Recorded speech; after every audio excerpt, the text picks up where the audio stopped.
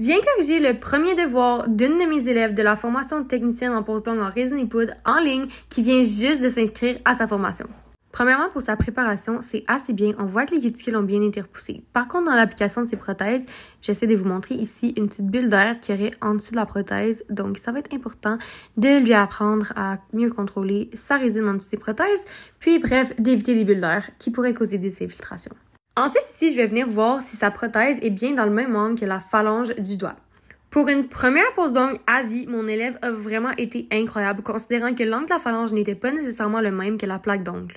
Celle-ci aurait pu être un peu plus centrée, mais sincèrement, c'est un excellent début.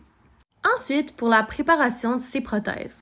On voit ici que dans les coins, la prothèse aurait pu être un peu mieux fondue dans l'eau naturelle, mais au niveau de sa forme, pour une première fois, c'est vraiment super.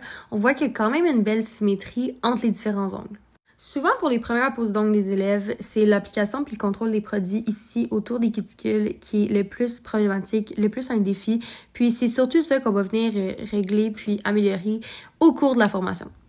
On voit aussi qu'au niveau de l'apex, il manque un peu de structure pour vraiment bien venir protéger notre ongle.